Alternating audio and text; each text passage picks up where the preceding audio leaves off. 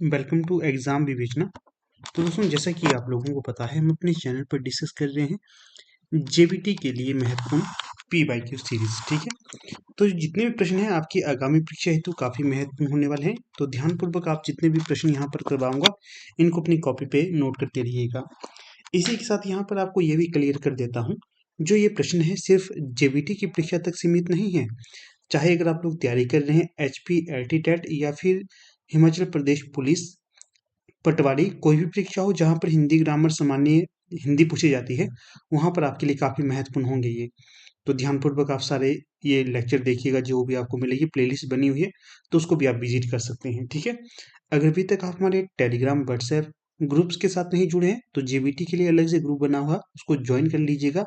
Link description box में दे दिया गया है। ठीक है, तो चलिए अधिक समय नहीं लेंगे, शुरू करते हैं आज का लेक्चर। तो यहाँ पर पहला प्रश्न पूछा गया है 39, सूरदास के गुरु कौन थे? तो जो सही विकल्प हो जाएगा 39 का, तो वो हो जाएगा सी। जो बल्वाचार्य थे, ये सूरदास के गुरु स्वीकार किए जाते हैं, आपको याद रखना है ये। एलटी वालों को तो पूरा अवगत है, परंतु फिर भी थोड़ी सी इतिहास यहाँ पर आपको बता देता हूँ।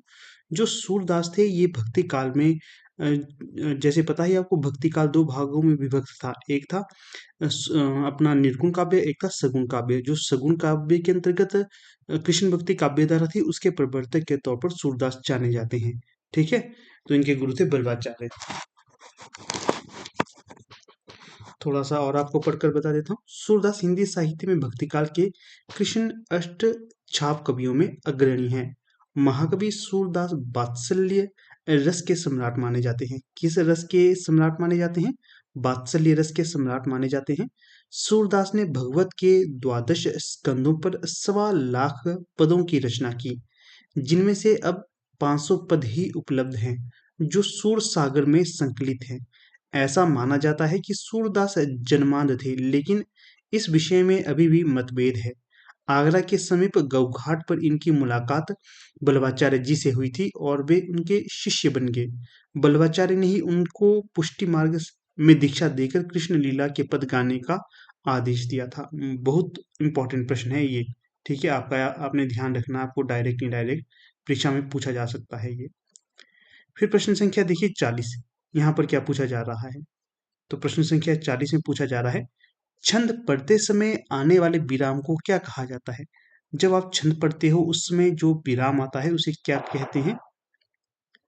तो जब आप छंद पढ़ते हो उस समय जो विराम आता है, उसे कहा जाता है यति। क्या कहा जाता है? यति कहा जाता है उसे। ठीक है, ध्यान रखना आपने। छंद में नियमित वर्ण या मात्रा पर सांस लेने के लिए रुकना पड़ता है।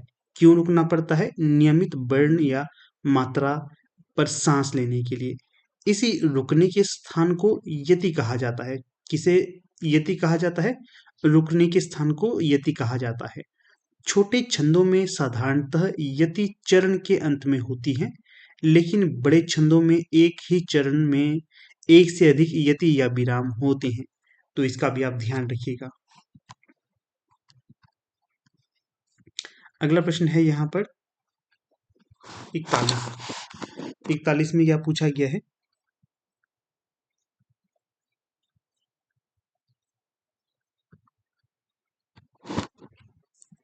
विशेषण शब्द जिस संज्ञा या सर्वनाम की विशेषता बतलाते हैं, उसे कहते हैं, क्या कहते हैं उसे?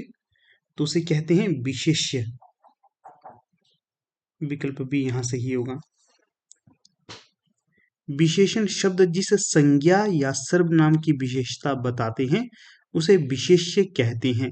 जैसे बाहर कोई व्यक्ति घंटी बजा रहा है। यदि कोई विशेषण द्वारा व्यक्ति की विशेषता बतलाई जाती है, तो उसे विशेष्य कहा जाता है। प्रश्न संख्या 42, तो पूछा गया है, प्राचीन शब्द विशेषण के किस प्रकार में आता है? सार्वनामिक, परिमाणवाचक, संख्यावाचक या गुणवाचक? 42 में जो सही विकल्प हो जाएगा, तो वो हो जाएगा विकल्प डी, गुणवाचक। प्राचीन शब्द गुणवाचक विशेषण है। जो विशेषण शब्द किसी संज्ञा या सर्वनाम के आकार, प्रकार, गुण दोष, रंग रूप, स्वभाव आदि का बोध कराते हैं, वे गुणवाचक विशेषण कहलाते हैं। जैसे चंचल, बुद्धिमान, समझदार, परिश्रमी, आधुनिक, ऐतिहासिक। यहाँ ठीक है, प्राचीन शब्द से किसी की प्राचीनता का पता चल रहा है ना, तो ये गुणवाचक होगा। ठीक है, तो इसका भी आप ध्यान रखिएगा। फिर देखिए प्रश्न संख्या 43। अभ्यास में विशेषण रूप है। तो अभ्यास में जो विशेषण रूप है कौन सा होगा, तो वो हो जाएगा आपका अभ्यासी। विकल्प बी। फिर प्रश्न देखिए 44 से 45 मुहावरों के लिए उचित विकल्प का चयन करना है। 44 में है द्रौपदी का चीर का अर्थ है, द्रौपदी का चीर। इस वाक्य का क्या अर्थ होगा? नारी का अपमान करना, शर्मनाक कार्य, कभी समाप्त ना होना, सुंदर स्त्री। आप भी अपने सही विकल्प का चयन कर सकते हो उत्तर देने से पहले। तो सी सही विकल्प होगा, कभी समाप्त ना होना। क्या कभी समाप्त ना होना? 44 का सी। क्यों द्रौपदी का चीर? क्यों? क्योंकि भगवान श्री कृष्ण ने जो शक्ति प्रदान की थी, उस कारण भगवान श्री कृष्ण का जो सहयोग था, इसका द्रौपदी का चीर जो वस्त्र था कभी खत्म नहीं हुआ था ना।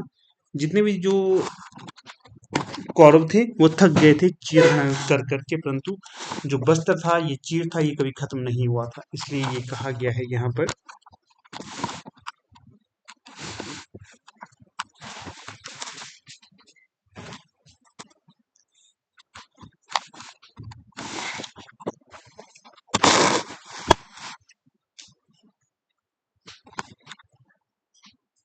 फिर प्रश्न संख्या है 45। यहाँ पर क्या पूछा गया है? कूप मंडूक होना। क्या अर्थ है कूप मंडूक होने का?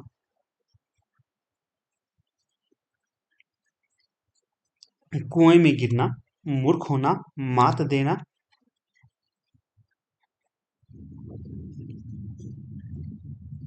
कहाँ चला गया वो प्रश्न? हाँ, कूप मंडूक होना। क्या अर्थ होगा इसका? कुएं में गिरना, मूर्ख होना, मात देना, सीमित ज्ञान या सीमित अनुभव होना।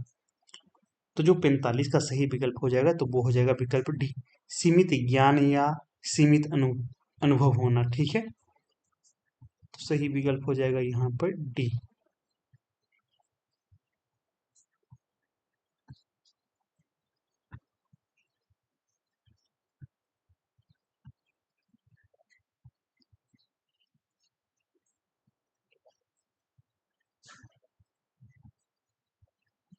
अगला प्रश्न क्या है? इस प्रश्न में वाक्य के पहले और अंतिम भाग को क्रमशः 1 और 6 की संख्या दी गई है। बीच में आने वाले अंश को 4 भागों में बांटकर यरलव संख्या दी गई है। यह चारों उचित क्रम में नहीं है। इन चारों को उचित क्रम में लगाइए ताकि एक शुद्ध वाक्य का निर्माण हो सके। ठीक है, समझ गए आप क्या कहना चाह रहे हैं इस प्रश्न में?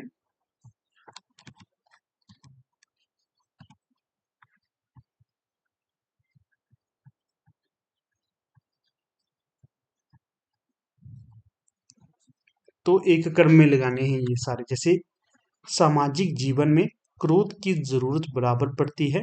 मनुष्य दूसरों के द्वारा पहुंचा जाने जाने वाले बहुत से, यदि क्रोध ना हो तो कष्टों की चिर निवृत्ति का उपाय ही ना कर सके। ठीक है, तो अगर हम इसका सही मिलान करते हैं तो ये होगा सही 46 में। तो वो किस प्रकार से होगा, देखिए नंबरिंग कर लेते हैं यहाँ पर।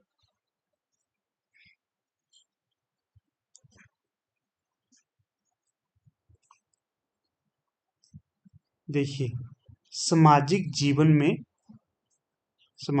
में एक तो ये होगा, फिर है क्रोध की जरूरत बराबर पड़ती है।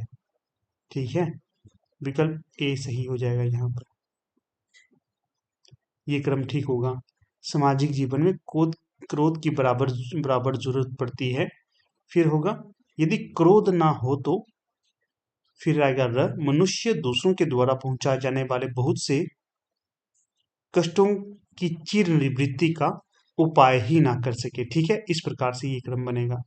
लिख लूं मैं आपको, यहाँ पर देखिए पहले आएगा य, फिर ल, फिर र, फिर ब, ये क्रम आएगा। ठीक है, फिर अगला देखिए, अगला क्या है 47। तो यहाँ पर पूछा गया है दिए गए वाक्यांश के लिए एक शब्द का चयन कीजिए। यहाँ पर जो वाक्यांश दिया गया है ये वाला, इसके लिए एक शब्द का चयन करना है। क्या है ये वाक्यांश? पूर्व और उत्तर के बीच की दिशा को क्या कहा जाता है?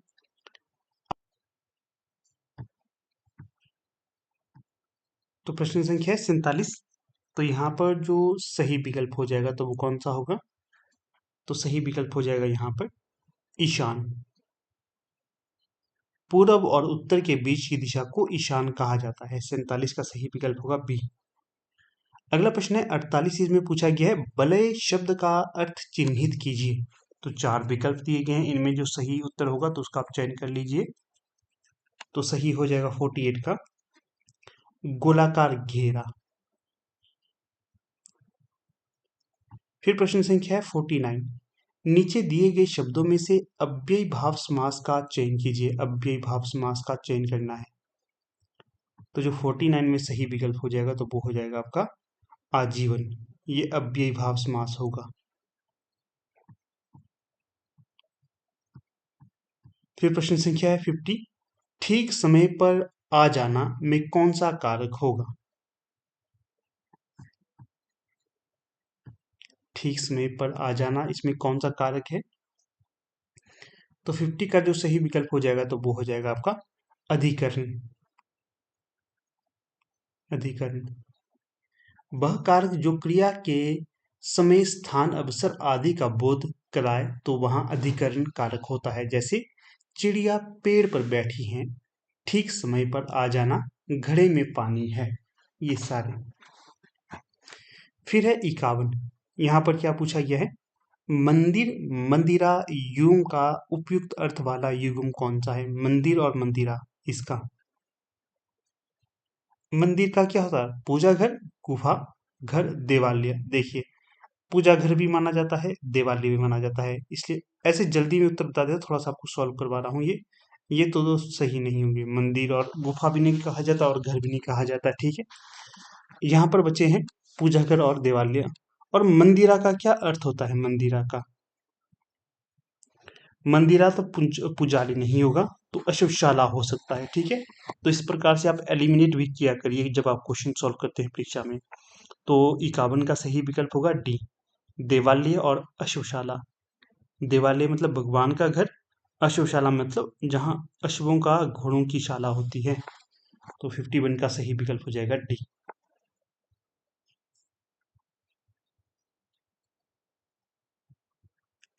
फिर प्रश्न संख्या 52।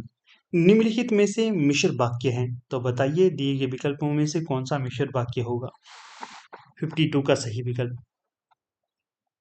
तो 52 का जो सही विकल्प हो जाएगा तो वो हो जाएगा विकल्प डी, जो ही वह घर से निकला वर्षा होने लगी। 52 का डी।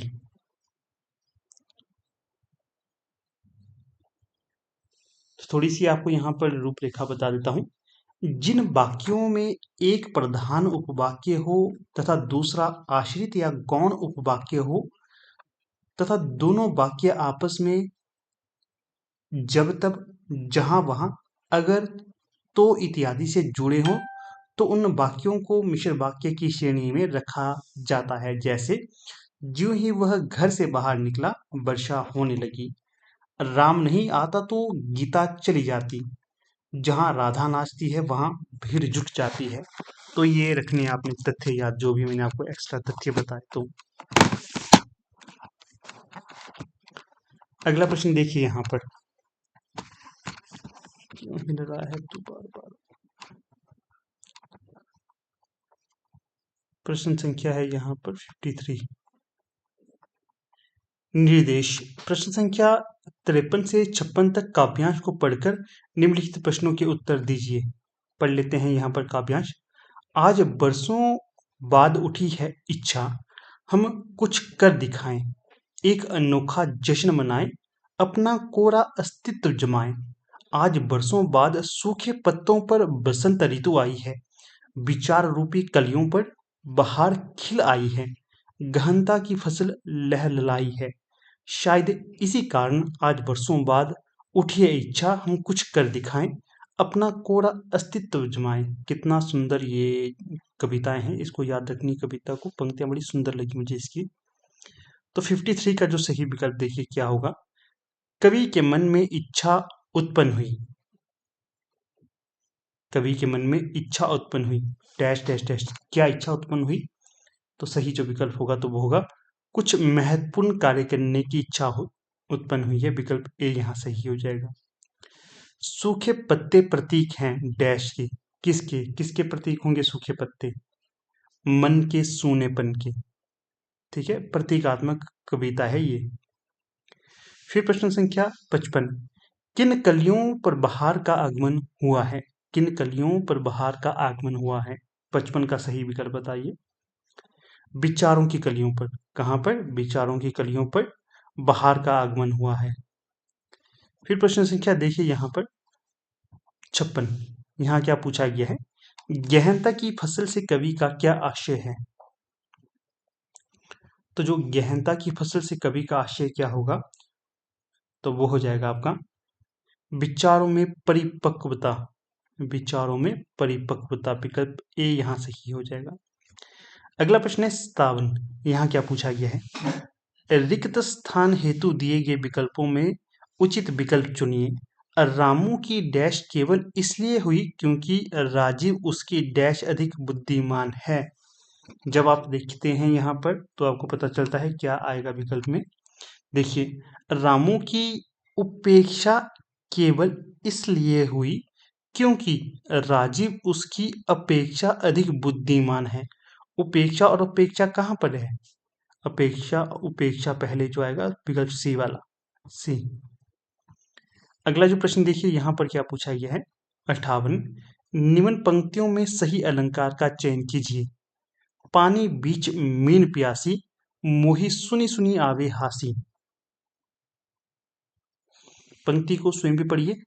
पानी बीच मीन प्यासी, मोही सुनी सुनी आवे हासी।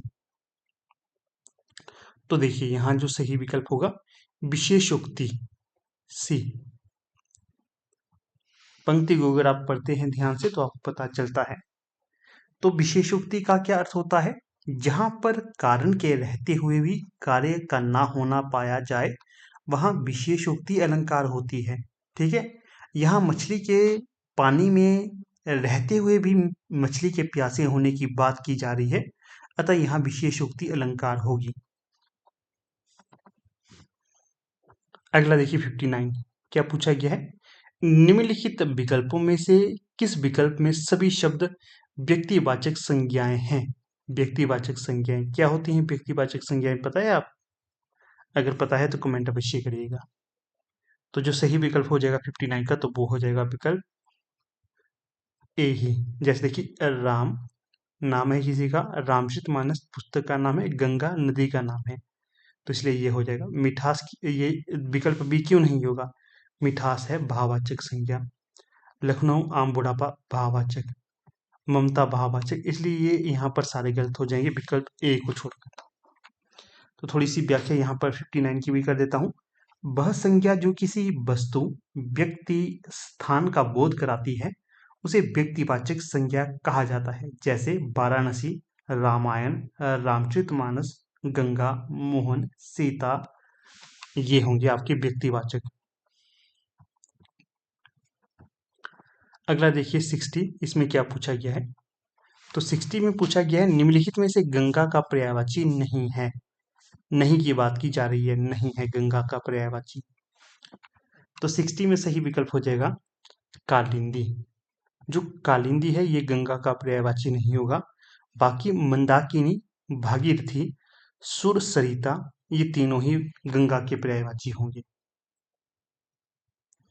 इसी के साथ साथ आप याद रखिए नदीश्वरी, त्रिफतगा, देवपगा, जाह्नवी, देवनदी और अमर तरंगिनी, सुरसरी, सुरसरिता, विष्णुपदी, ये सारे के सारे होंगे गंगा के पर्यायवाची। अगर कालिंदी है ये किसका पर्यायवाची है, ये भी पूछा जा सकता है परीक्षा में। तो ये होगा यमुना का पर्यायवाची, ये भी आप याद रखिए।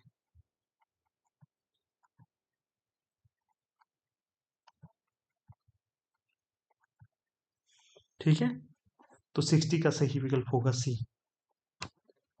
अगला प्रश्न देखिए यहाँ 61। सही बर्तनी शब्द का चयन कीजिए। किस विकल्प में सही बर्तनी का प्रयोग किया गया है? अवनति, श्रृंगार, मुश्किल, मातृभूमि। तो 61 जब आप देखते हो तो यहाँ पर जो सही विकल्प हो जाएगा तो वो हो जाएगा आपका विकल्प बी।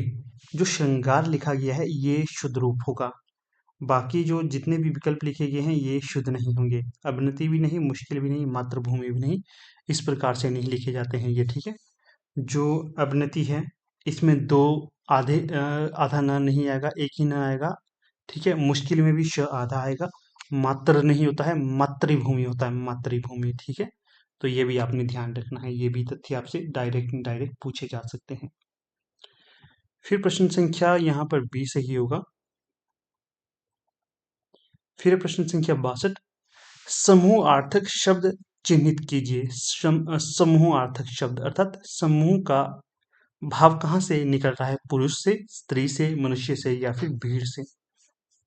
तो जो 62 का सही विकल्प होगा तो वो होगा डी, भीड़।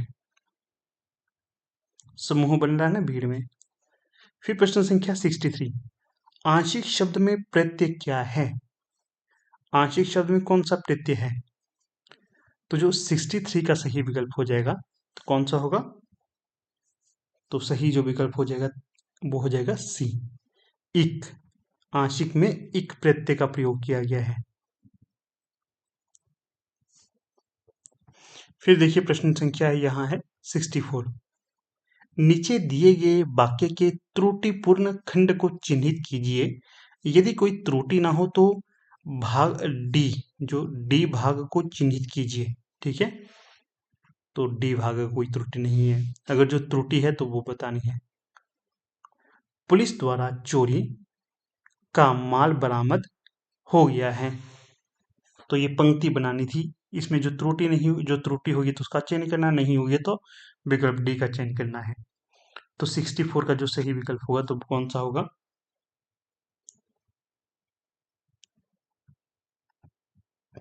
सी, पुलिस द्वारा चोरी का माल बरामद, क्या है? बरामद किया गया है, हो गया नहीं है, किया गया है। लिख दूं, किया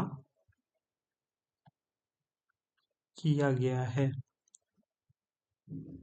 क्या है। आपको समझ नहीं आ रहा होगा, मेरी बातों पे फोकस करिए। पुलिस द्वारा चोरी का माल किया गया है, चोरी का पुलिस के द्वारा चोरी का माल बरामद किया गया है, हो नहीं गया है। ठीक है, तो सी सही विकल्प होगा। प्रश्न संख्या 65। बदुर्मी का संधि विच्छेद क्या होगा? बदुर्मी का, तो 65 में सही विकल्प हो जाएगा बधुधन उर्मी, सी। दीर्घ संधि के अनुसार ह्रस्व या दीर्घ अ, ई, उ के बाद क्रमशः समान ह्रस्व या दीर्घ ह, ई, उ स्वर आए तो दोनों मिलकर दीर्घ हो जाते हैं, जैसे धर्मार्थ, धर्म धन अर्थ, भदुर्मी, भदुधन उर्मी, नारीश्वर, नारी धर्म धन ईश्वर। ठीक है, तो ये तथ्य भी रखिए याद। फिर प्रश्न संख्या है 66। यहाँ क्या पूछा गया है? भिन्नार्थक शब्द का चयन कीजिए। भिन्नार्थक शब्द, तो 66 का सही विकल्प हो जाएगा पावक, अनल, कृषाणु, ये होंगे समानार्थ, परंतु जो अनिल है ये होगा अलग यहाँ पर। 66 का सही विकल्प होगा बी। अनिल किसका पर्यायवाची होगा? हवा का। फिर प्रश्न संख्या है 67। हर्ष का विलोम बताएं। हर्ष का विलोम क्या होगा? तो जो हर्ष का विलोम होगा तो वो हो जाएगा विषाद। खुशी, उल्लास, आनंद, ये तीनों ही हर्ष के पर्यायवाची शब्द होंगे। फिर प्रश्न संख्या 68, गंदला, मैला, मलिन किस शब्द के पर्यायवाची हैं? तो 68 में जो सही विकल्प होगा तो वो होगा पंकिल के। किसके? पंकिल के।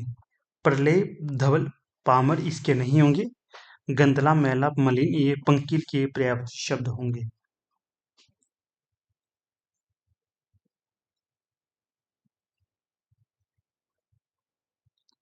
अगर बात की जाए, किसकी बात की जाए, प्रलय का क्या प्रलय का अर्थ होता है विनाश। पामर का अर्थ होता है दुष्ट। धवल का अर्थ होता है उजला। ठीक है, और यही है महत्वपूर्ण चीजें जो बतानी थी आपको। फिर अगला प्रश्न है 69, कर्कश का विलोम नीचे दिए गए विकल्पों में से चुने। कर्कश का, तो 69 में सही होगा मधुर। कर्कश का विलोम होगा मधुर। बाकी कठोर, विवेकी, विनम्र इसके पर्यायवाची होंगे। फिर 70 से 71 वाक्यांशों के लिए एक उचित विकल्प का चयन करना है। 70 में है, जो इंद्र पर विजय प्राप्त कर चुका हो उसे क्या कहते हैं? तो 70 का सही विकल्प होता है इंद्रजीत। इंद्रजीत के नाम पर जाना जाता है किसे? रावण का पुत्र था इंद्रजीत। ठीक है, तो इसे इसका ध्यान रखना है। जो इंद्रियों पर विजय प्राप्त कर लेता है उसे क्या कहा जाता है? जितेंद्रिय। ये उच्च कुल में पैदा व्यक्ति, इसके लिए क्या कहेंगे? 71 का, उच्च कुल में पैदा होने वाले व्यक्ति को क्या कहा जाता है? तो ये कहा जाता है कुलीन। क्या? कुलीन कहा जाता है, विकल्प डी। फिर प्रश्न संख्या देखिए यहाँ पर 72, ईश्वर तुम्हें दीर्घायु दे, अर्थ के आधार पर वाक्य का भेद बताएं। तो सही जो विकल्प हो जाएगा तो वो हो जाएगा आपका विकल्प 72 का हो जाएगा विकल्प सी।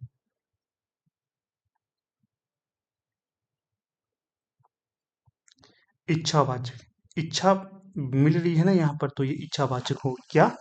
ईश्वर तुम्हें दीर्घायु दे।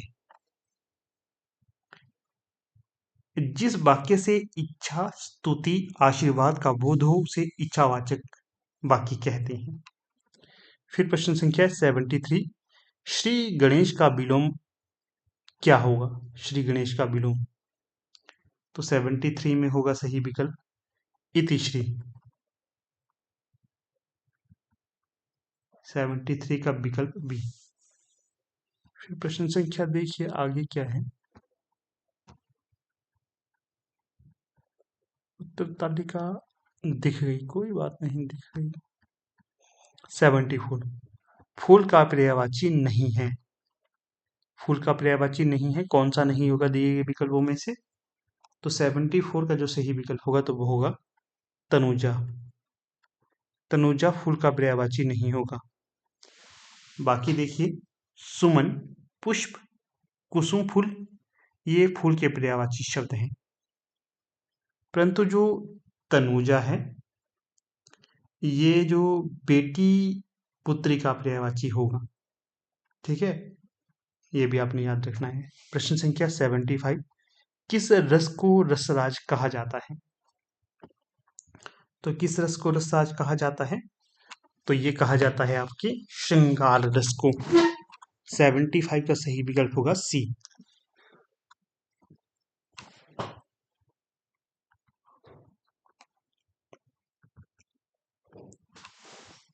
श्रृंगार रस का सर्वाधिक प्रयोग किस रचना के द्वारा रीतिकाल में किया गया था? वैसे तो सभी के द्वारा किया था, परंतु एक खास व्यक्ति था। ठीक है, उसका आपने नाम वर्णन करना है। और रीतिकाल में वो कौन सा रचनाकार था जिसने वीर रस में अधिक रचनाएं रची हैं? और हाँ, रामचरितमानस किस रस में लिखी गई है ये भी बताना है आपने। रामचरितमानस किसकी रचना है? और सूरदास को किस रस का सम्राट कहा जाता है? तो ये 2-4 तथ्य मैंने आपको एक्स्ट्रा पूछे हैं, तो इनका आपने जोर देकर उत्तर देना है, आपको लाभ मिलेगा। बाकी देखिए फिर से कहूँगा, अगर अभी तक आप हमारे टेलीग्राम, व्हाट्सएप इत्यादि ग्रुप्स के साथ नहीं जुड़े हैं तो इनके साथ आप जुड़ सकते हो, लिंक डिस्क्रिप्शन बॉक्स में दे दिए गए हैं। अगर आप लोग तैयारी कर रहे हैं एलटी टेट एलटी कमीशन के लिए, तो इसके लिए हमारे ऑनलाइन बैच चले हुए हैं, आप उनमें एनरोल हो सकते हो। साथ में ही हमारी टीम के द्वारा हार्ड कॉपी नोट्स भी अब अवेलेबल करवाए जाते हैं। कोई भी अगर इंटरेस्टेड कैंडिडेट है, उन्हें परचेज करना चाहता है तो परचेज कर सकता है। ठीक है, तो अधिक समय नहीं लेंगे, अब यहाँ पर अपनी वीडियो का समापन कर लेते हैं। अगर वीडियो आपको बेनिफिट लगती है, वीडियो से कुछ भी बेनिफिट आपको मिल रहा है, बेनिफिशियल है, तो अवश्य वीडियो को लाइक शेयर और चैनल को सब्सक्राइब करिएगा। ठीक है, तो धन्यवाद। यहाँ पर अब अपनी वीडियो का समापन कर लेते हैं। आप लोग वीडियो के अंत तक बन रहे, इसका बहुत बहुत धन्यवाद।